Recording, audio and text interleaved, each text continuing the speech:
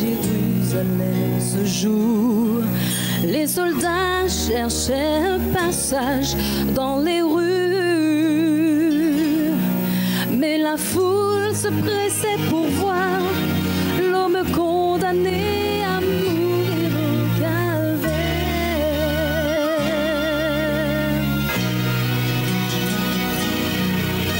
Le sang coulait à flot de son corps meurtri, son visage était marqué par la douleur, et il portait à chaque pas la croix de ceux qui ont voulu sa mort. Sur la Via Dolorosa, le chemin de la souffrance, comme un agneau vient le Messie, Christ le roi. Il a choisi ce chemin par amour pour toi et moi. Sur la Via Dolorosa, il a marché jusqu'au calvaire.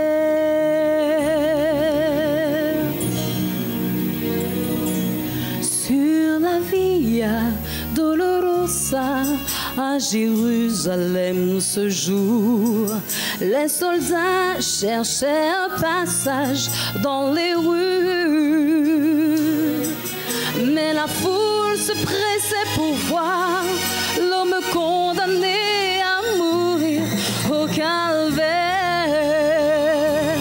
Sur la Via Dolorosa, le chemin de la souffrance, comme un agneau vient le Messie, Christ le roi. Il a choisi ce chemin par amour pour toi et moi. Sur la Via Dolorosa, il a marché jusqu'au calvaire. Le sang du Sauveur, versé pour tous les hommes, a coulé dans le cœur de Jérusalem.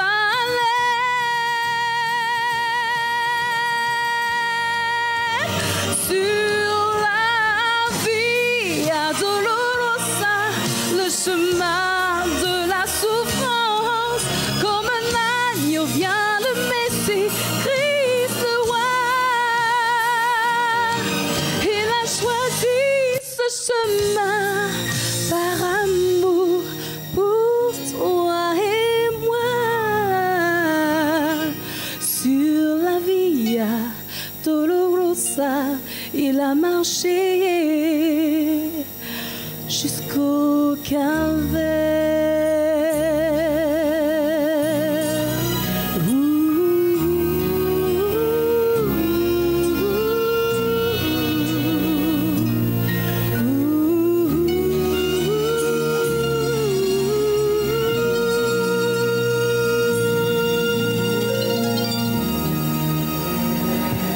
Nous vous invitons à prêter une attention à la lecture de la Bible qui se trouve dans Matthieu 26, les versets 36 à 46. Là-dessus, Jésus alla avec eux dans un lieu appelé Gethsémane et il dit aux disciples, « Asseyez-vous ici pendant que je m'éloignerai pour prier. » Il prit avec lui Pierre et les deux fils de Zébédée et il commença à éprouver de la tristesse et des angoisses. Il leur dit alors, « Mon âme est triste jusqu'à la mort, restez ici et veillez avec moi. » Puis, ayant fait quelques pas en avant, il se jeta sur sa face et pria ainsi, « Mon Père, s'il est possible que cette coupe s'éloigne de moi, toutefois, non pas ce que je veux, mais ce que tu veux. » Et il vint vers les disciples qu'il trouva endormis. Et il dit à Pierre, « Vous n'avez donc pu veiller 1 heure avec moi? Veillez et priez, afin que vous ne tombiez pas dans la tentation. L'esprit est bien disposé, mais la chair est faible. » Il s'éloigna une seconde fois et pria ainsi, mon Père, s'il n'est pas possible que cette coupe s'éloigne sans que je la boive, que ta volonté soit faite. Il revint et les trouva encore endormis, car leurs yeux étaient appesantis. Il les quitta et s'éloignant, il pria pour la 3e fois, répétant les mêmes paroles. Puis il alla vers ses disciples et leur dit: vous dormez maintenant et vous vous reposez. Voici, l'heure est proche et le Fils de l'homme est livré aux mains des pécheurs. Levez-vous, allons, voici celui qui me livre s'approche. Que l'Éternel bénisse sa parole. Je vous invite à vous mettre à genoux, la position adéquate pour prier. Bon sabbat. Nous remercions le Seigneur de nous réunir dans sa maison. Nous remercions le Seigneur du souffle de vie qu'il maintient en nous. Et nous apprenons à goûter les heures qu'il nous donne de vivre. C'est vrai que nous passons par des moments difficiles, des moments de séparation. Moi-même, j'ai été touchée par un deuil de ma famille. J'ai perdu mon oncle à Tours. Nous avons perdu deux de nos sœurs ici. Mais Dieu nous dit dans sa parole que la mort n'est qu'un sommeil. C'est vrai que c'est une séparation qui nous fait du mal. Nous sommes faits de chair et de sang. Mais Dieu se tient près de nous et Dieu saura nous porter, panser les blessures. Nous remercions Dieu car il ne nous a pas laissés orphelins. Dieu nous donnera du repos. Et Dieu saura nous tenir debout, nous faire tenir debout. Ce matin, nous allons voir ensemble Gethsémanée, la bataille cruciale pour sa destinée. Charles nous a lu 10 versets qui nous parlaient de la bataille de Jésus à Gethsémanée. Et quand tu es à Gethsémanée, comme Jésus, tu sais quelle est la volonté de Dieu. Tu sais ce que Dieu veut. Cependant, à Gethsémanée, le combat est tellement intense dans ton âme, dans tes pensées et les pensées de ton cœur, que tu n'arrives pas à te soumettre à la volonté de Dieu. Nous allons prier. Notre Dieu, tu es grand, tu es tout-puissant, mais tu es miséricordieux. Parle-nous en ce matin et enseigne-nous toi-même, et que cela soit pour ta gloire, au nom de Jésus. Amen. Jésus savait exactement ce qu'il devait faire. Jésus savait quelle était la volonté de Dieu. Il y a eu un conseil que nous lisons dans Patriarches et Prophètes. Il savait que la volonté de Dieu était qu'il aille à la croix et qu'il meure et qu'il souffre beaucoup de la part des anciens, qu'il verse son sang, qu'il ressuscite le 3e jour après avoir été crucifié. Jésus connaissait tout cela. À Gethsémanée, mon frère, ma sœur, tu vois toujours la suite. Tu vois et ton âme est effrayée. La pression est là. Tu es effrayé par les critiques que tu vas subir. Tu es effrayé par la charge de travail que cela demande.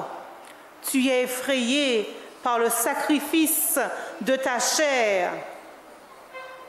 Et à Gethsémanée, il y a un combat où tout se décide, un combat tellement violent que tu dois prendre une décision. Et Jésus devra prendre la bonne décision. Et à Gethsémanée, Jésus a pris la bonne décision. Amen. Merci Jésus d'avoir pris cette bonne décision. Tout comme Jésus, à Gethsémane, tu es seul. À Gethsémane, tu es seul. Et dans ta vie, mon frère, ma sœur, il peut y avoir plusieurs Gethsémane.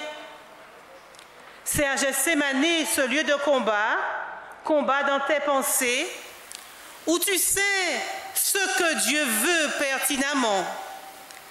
Mais tu vois à l'intérieur de toi-même un combat qui se livre.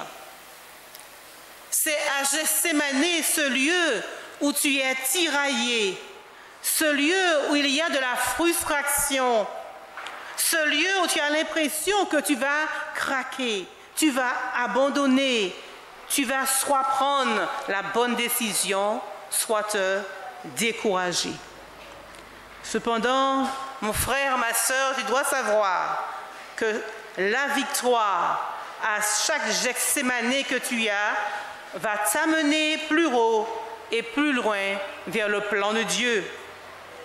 Par contre, ta défaite à chaque Gethsémane que tu vis, ou bien que tu fuis, que tu recules, ou tu fais marche arrière, ou tu t'éloignes, parce que tu as peur, parce que la frayeur, l'angoisse te saisissent et te dit « Non, je n'ai pas la force ».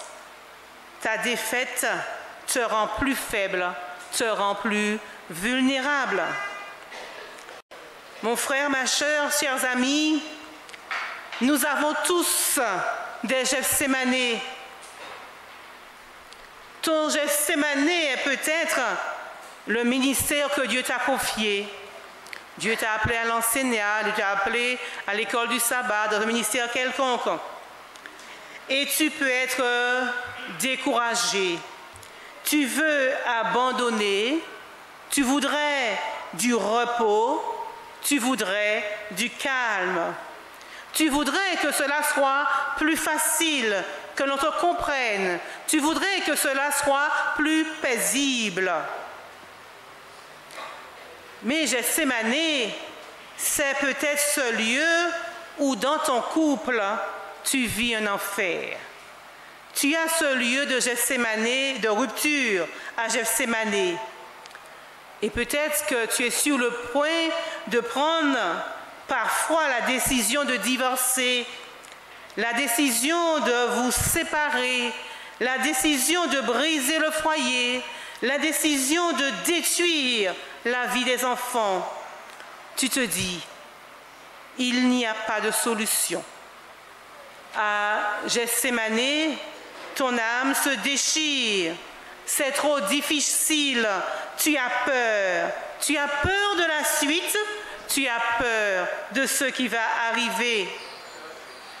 Mais pourtant, tu sais que la volonté de Dieu, c'est que ton couple soit restauré.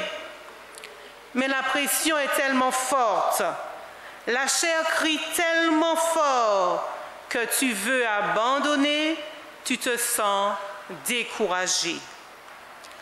Prions Dieu pour qu'aujourd'hui, ceux qui traversent de tels Gethsémane puissent avoir la victoire sur le Gethsémane dans leur couple.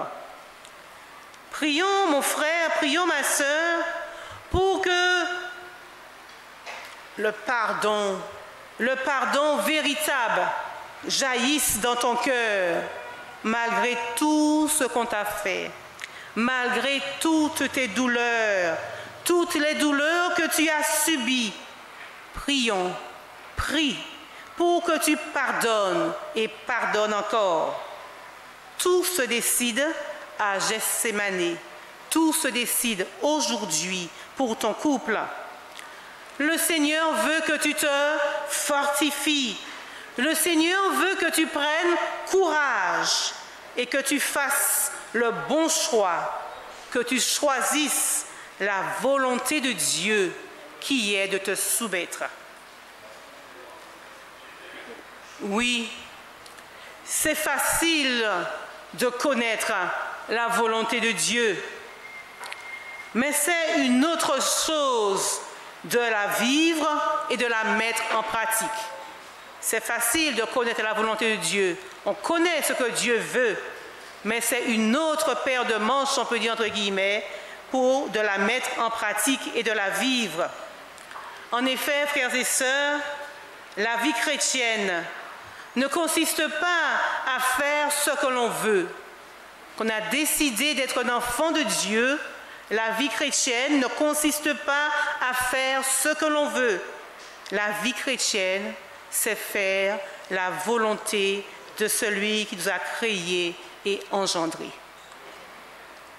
C'est peut-être difficile de dire Amen, mais c'est vraiment ce que Dieu réclame de nous.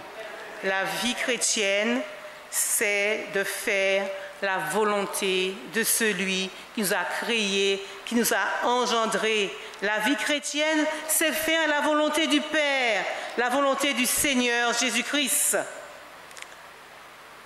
Certains vivent peut-être leur Gethsémanée dans la relation avec la famille, la relation avec les amis, la relation avec les frères et sœurs. Et en ce matin, le Seigneur veut que tu t'humilies.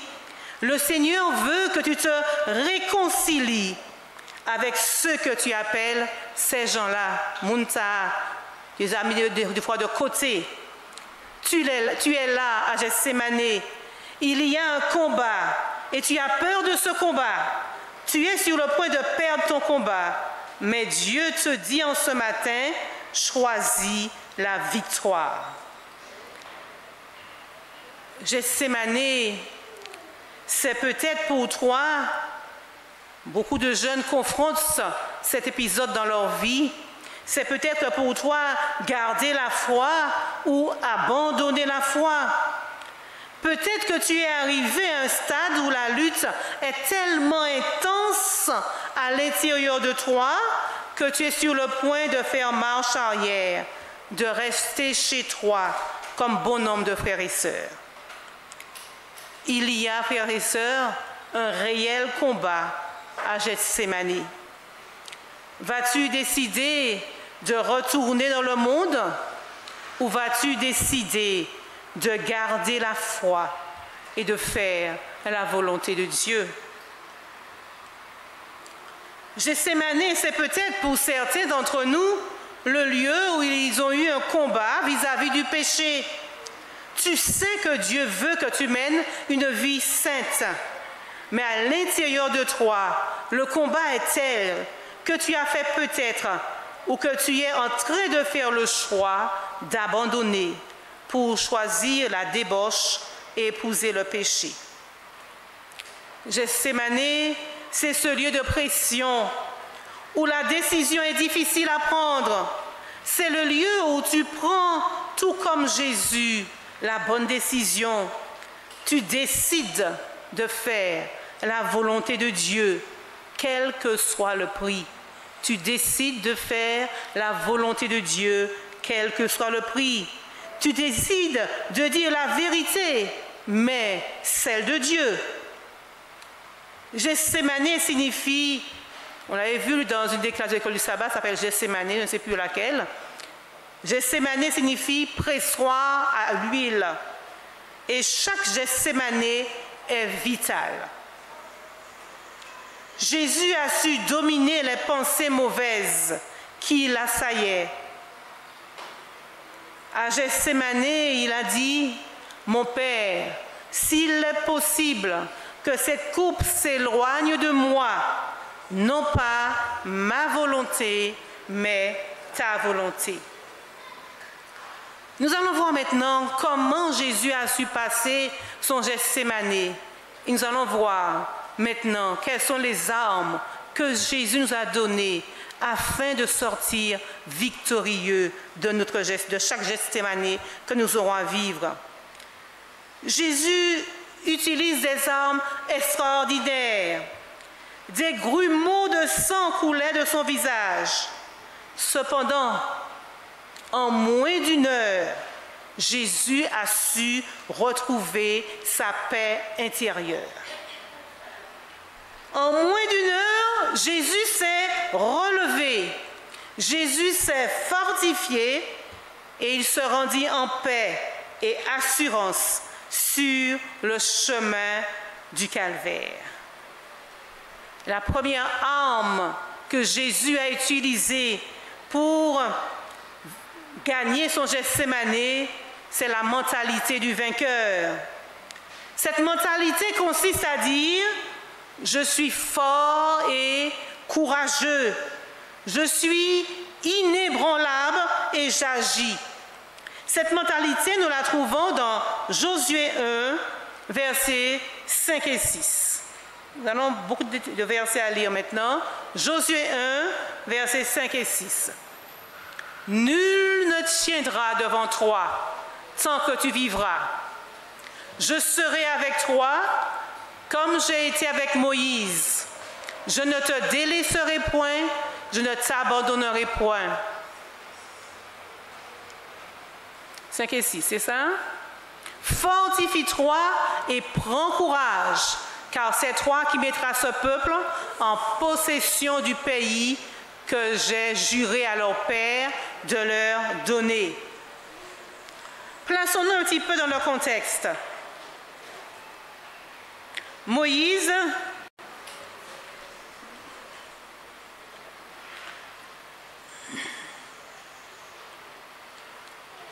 est mort et Josué doit continuer.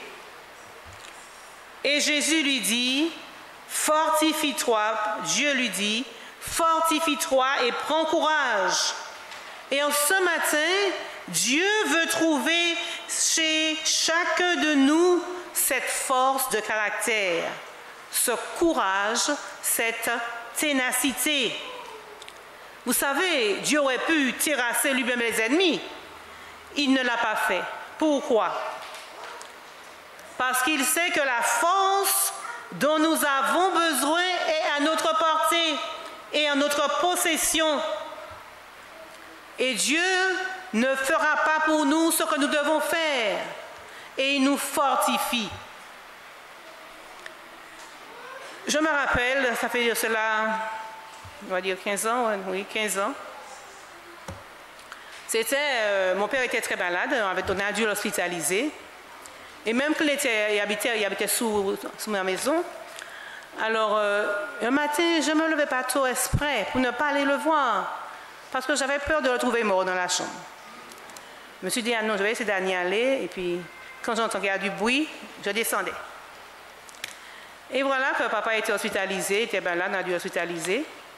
Et un mercredi, après l'école, je monte à la Mina, mais je sens quelque chose. Je sens monter les escaliers, bien fatigué là. Je dis, ah mon Dieu, moi, la force et puis courage. Et je sens que Dieu me porte. J'arrive dans la chambre, je lève le bras retombe. Je tourne la tête, il y avait encore le masque sur son visage. Puis là, il y a des images qui sont dans votre tête, ça fait plus de 15 ans, c'est sur ma tête. Et puis je me dis, eh bien, papa est mort là, comme ça alors. Et c'est moi qui le vois. Et puis, après, je vais voir les infirmières. Je leur dis ça. Je dis, mon papa est mort. Et puis, donc ils ont un protocole. Nous ne doivons pas te dire ça comme ça. Il me dit, qu'est-ce qu'on m'a dit? Je vous dis que monsieur Essar est mort. Mais si vous l'avez dit, c'est bien ça. Alors, et après, quand j'ai appelé Marie-Danielle, et Dani, quand elle est arrivée, elle a commencé à crier. Je me suis dit que peut-être que je pensais que je n'avais pas la force, mais c'est que moi, Dieu a permis que c'est moi qui sois là pour pouvoir gérer cela sereinement. Des fois, nous voyons qu'on a des difficultés, nous n'avons pas la force. Et j'ai vécu cette expérience où Dieu nous dit qu'il va nous revêtir de force et de courage. C'est cette force de caractère qui va nous donner cette capacité d'encaisser les coups et d'être inébranlable. Mon frère, ma sœur, tu as besoin de force pour encaisser les coups de la vie. Le courage, c'est cette capacité d'agir et d'aller de l'avant. Le courage, c'est cette capacité de poser des actes. La force est là, mais tu dois décider de te fortifier. Le courage est là, mais tu dois décider de le prendre. Souvent, à Gethsémane, on se dit, je n'ai pas la force, je n'ai pas le courage. Mais en ce matin, je veux te dire, selon la parole de Dieu, cette force, ce courage, tu l'as parce que Dieu te l'a donné. Si tu es chrétien, né de nouveau, tu as la force, tu as le courage. Dieu nous dit dans le psaume 68 et le verset 28, prenons ce verset, notons-le dans notre Bible, psaume 68, verset 28. Et pas celui-là, dis-moi le 29. Ton Dieu ordonne que tu sois. Psaume 68. Voilà, c'est 27, 29. Voilà, ton Dieu ordonne que tu sois puissant. Affermis, ô Dieu, ce que tu as fait pour nous. C'est Dieu qui l'a dit. Et Dieu, comme il est tout puissant. Prenons cette force que Dieu nous dit, que Dieu nous donne.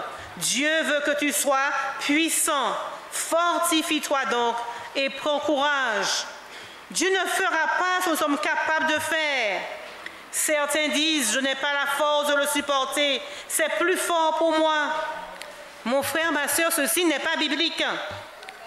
Et quand nous disons cela, nous faisons de Dieu un menteur.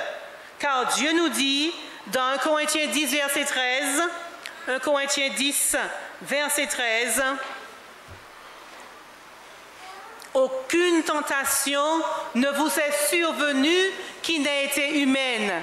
Et Dieu qui est fidèle ne permettra pas que vous soyez tentés au-delà de vos forces.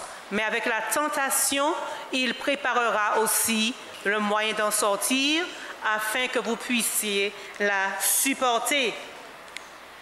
Jésus savait qui il était. Tu as la force et du courage. Tu as de la force et du courage. Lève la tête et avance. Tu es celui avec qui Dieu est. Dieu a dit à Josué, je suis avec toi. Et en ce matin, Dieu nous dit, Eulalie, je suis avec toi.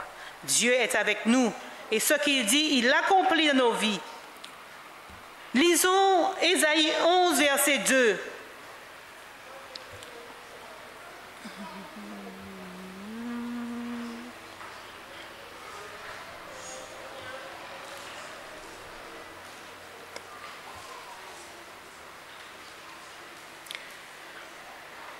Ésaïe 11, l'Esprit de l'Éternel reposera sur lui, esprit de sagesse, esprit d'intelligence, esprit de conseil et de force, esprit de connaissance et de crainte de l'Éternel.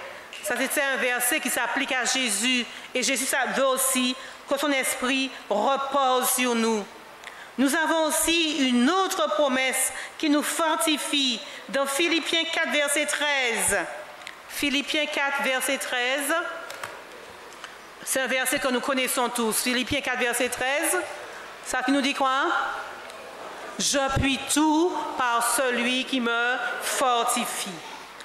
Et Éphésiens 3, versets 20 et 21. Éphésiens 3, versets 20 et 21. Or, à celui qui peut faire par la puissance qui agit en toi infiniment au-delà de tout ce que nous demandons ou pensons, à lui soit la gloire dans l'Église et en Jésus-Christ, dans toutes les générations, au siècle des siècles. Amen. Si tu as le Saint-Esprit en toi, il est à l'intérieur de toi. Au mois de septembre dernier, nous avons vu que cet esprit n'est pas seulement à côté de nous. Cet esprit doit vivre en nous. Quelque chose de puissant est en toi.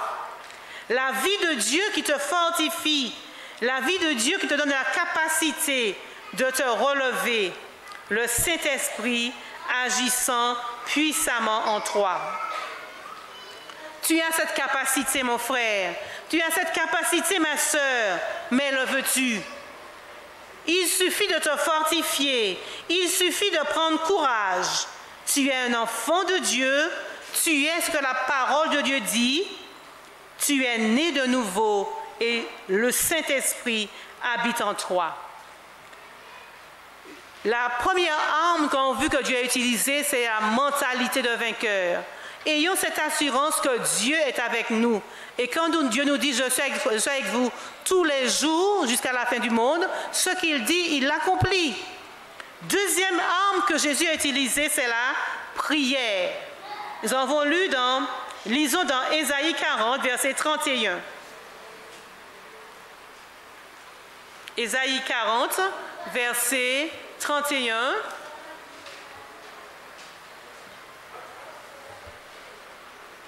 Mais ceux qui se confient en l'Éternel renouvellent leur force. Ils prennent le vol comme les aigles. Ils courent et ne se lassent point. Ils marchent et ne se fatiguent point.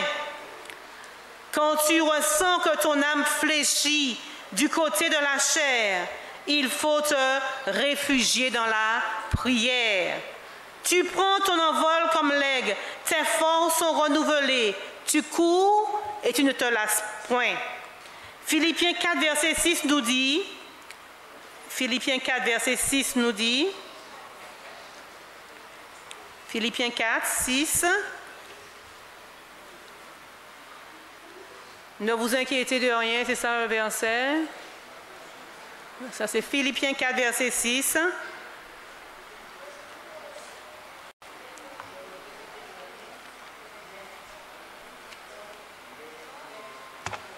Voilà, ne vous inquiétez de rien, mais en toute chose, faites connaître vos besoins à Dieu par des prières, par des supplications, avec des actions de grâce.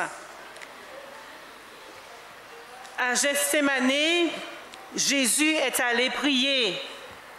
Dans le combat que nous vivons, il faut faire des prières et des supplications. La prière de supplication, frères et sœurs, ce n'est pas supplier Dieu. S'il te plaît, Dieu, je t'en prie, agis. C'est pas ça, la prière de supplication. La prière de supplication, c'est la prière fervente, celle qui sort du cœur, la prière qui sort des tripes, la prière fervente du juste. Et cette prière-là a une grande efficacité. Je veux croire que chacun d'entre vous, nous avons déjà vécu ces moments intenses de prière fervente où nous crions vers Dieu, nous nous accrochons à Dieu, car nous sommes sûrs que sans Dieu, nous ne pourrons rien faire. La puissance de la parole dans notre bouche.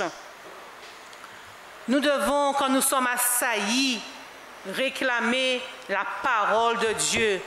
Parler, non pas d'écrire à Dieu ce que nous vivons. Dieu n'est pas aveugle, Dieu a vu la chose avant nous-mêmes.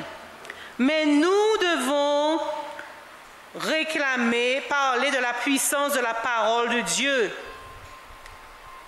À Gethsémani, ce qui va trancher, c'est la décision que tu vas prendre, la confession de la parole de Dieu dans ta bouche. L'arme ultime de Jésus a été la confession de Dieu par sa bouche.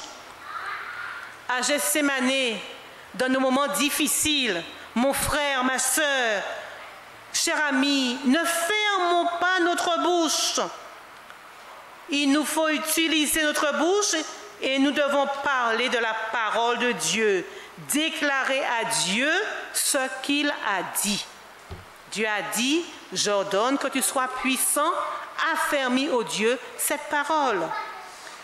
Jésus a fait cela 3 fois la même prière, jusqu'à ce que son cœur entende, 3 fois, jusqu'à ce que son âme, son cœur se soumette et que sa bouche, à ce que sa bouche a déclaré. Il y a de la puissance dans la parole de Dieu. Ce n'est pas la chair qui doit décider ce que ta bouche doit dire, mais c'est ton esprit qui doit décider ce que ta bouche doit dire. Il faut déclarer la parole de Dieu, ce que Dieu veut, non pas ma volonté, mais ta volonté. De même, dans ta situation, dans ton combat, tu dois parler, tu dois inévitablement Car si tu ne parles pas, même si un ange apparaît, cela ne suffit pas. C'est pour cela que je nous dis que le juste vivra par la foi. Lisons 2 Corinthiens 10, verset 4.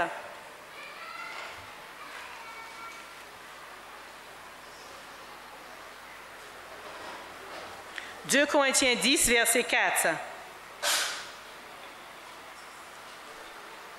Car les armes avec lesquelles nous combattrons ne sont pas charnelles, mais elles sont puissantes par la vertu de Dieu pour renverser des forteresses. » Et moi je dis amen à cela. Les armes par lesquelles nous combattons ne sont pas charnelles, mais elles sont puissantes par la vertu de Dieu pour renverser des forteresses. La Bible nous dit que cette arme est puissante, la parole de Dieu que tu exprimes dans ta bouche. Nous avons la faculté de renverser des forteresses par il est écrit. Gethsémane, c'est ce lieu où tu crois en ce qui est écrit et où tu fais confiance à ton Dieu. À Gethsémane aussi, dans un moment difficile de notre vie, nous devons louer le Seigneur. Louer le Seigneur par des chants, pas seulement le matin là, avant le culte, mais à Gethsémane, des moments difficiles, lorsque nous sommes frappés par le deuil, par la douleur, par d'autres moments difficiles, louons le Seigneur, et cela est biblique. Lisons Matthieu 26, verset 30. Matthieu 26, verset 30.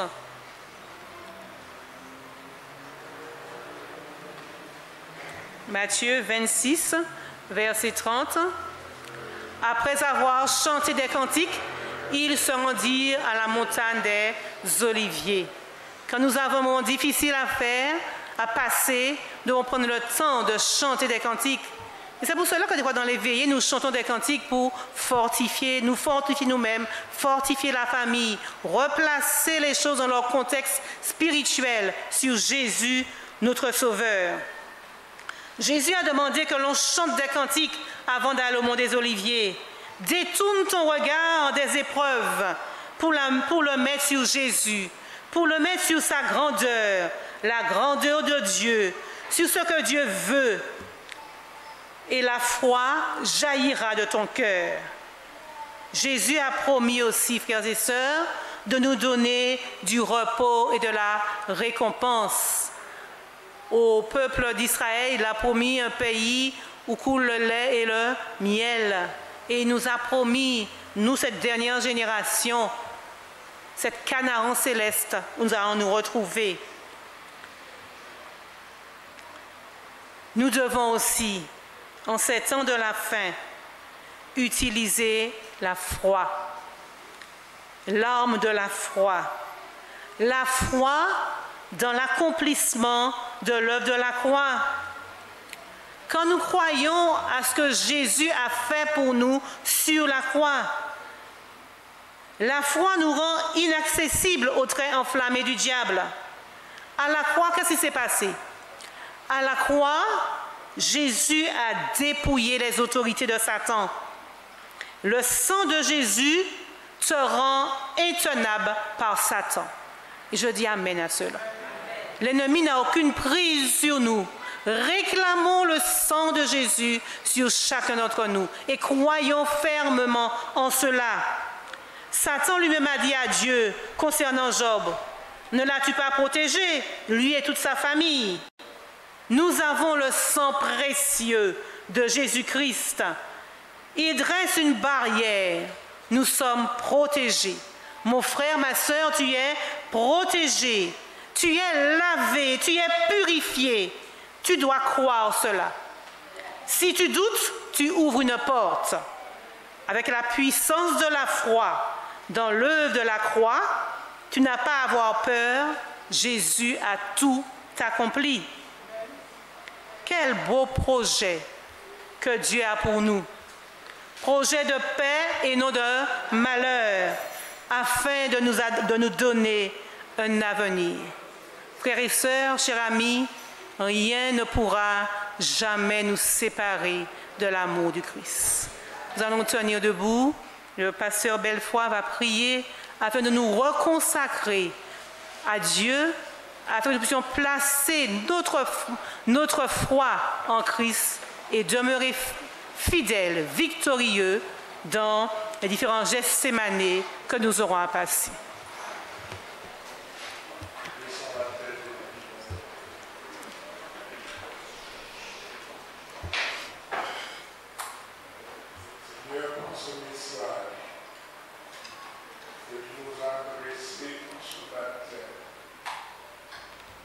Tu nous montres que tu nous connais, que tu connais nos luttes, nos difficultés, nos Gethsémanés, tu les connais, là où la souffrance nous tenaille, mais là où nous devons choisir et décider. Jésus y est passé. Et il a remporté la victoire. C'est en son nom que nous venons vers toi, Seigneur. Nous te demandons la force et le courage pour ne pas laisser tomber, pour ne pas nous détourner de toi. La force et le courage pour nous tourner vers ta parole et tes promesses. La force et le courage pour compter sur toi. La force et le courage pour te louer malgré nos difficultés. Parce que nous savons, Éternel, que tu es le Dieu de victoire. Amen. Et que nous triompherons. Amen. Je te prie pour que tu visites chacun, les adultes comme les jeunes, les enfants comme les aînés. Nous avons tous nos difficultés à vaincre. Et nous voulons ce midi, dans ce monde difficile, nous confier en toi, Seigneur. Nous consacrer entièrement à toi, afin que nous ne soyons pas la risée de l'adversaire, mais l'honneur et la gloire de ton nom. Que tu bénisses ceux qui pleurent, que tu bénisses ceux qui souffrent, que tu bénisses ceux qui ne parlent pas, mais dont tu lis les cœurs et les pensées. Et que tu fasses, Éternel, qu'en ce midi, les décisions prises pour te servir soient des décisions fermes et définitives. Amen. Que tu nous bénisses abondamment. Nous en avons besoin, car hors de toi, nous n'aurons pas de salut. Que tu nous fasses du bien, que tu bénisses ta servante, que tu visites nos familles et que tu sois le maître de nos vies. Nous t'avons prié au nom de Jésus et pour ta gloire.